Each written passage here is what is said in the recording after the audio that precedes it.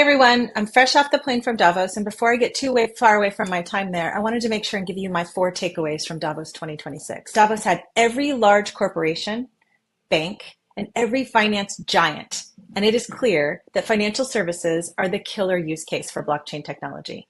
And maybe even more importantly, what's also clear, the true winner in Davos this year was digital assets. It was talked about across the board, the usefulness of digital assets, how they can make not just the businesses move more seamlessly, but how they can benefit the retail side and the SME side. So it was really great to see that this has now just become mainstream conversation about how digital assets can play such a role in this killer use case for financial services. There's a recognition that the tech is here, but there's still a gap for traditional finance on how to integrate it and what are the real risks associated with it.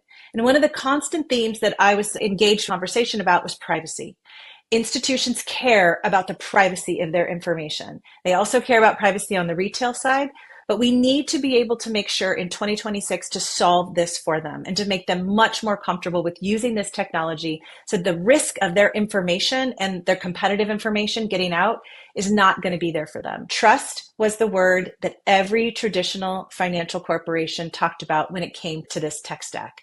We need to be able to prove to the industry that blockchain can be a trusted tool. So that's part of our remit moving forward. This is something that all of us collectively really need to go out and demonstrate. And it's not talking the talk, it's actually walking the walk. There was so much discussion about the importance of open public networks and the fact that infrastructure needed to remain open without gatekeepers and toll booths on the edge. So it needs to be much like the internet that we use on the content side of the web. We need to be able to maintain that openness, those permissionless networks, so that everyone feels comfortable using the technology.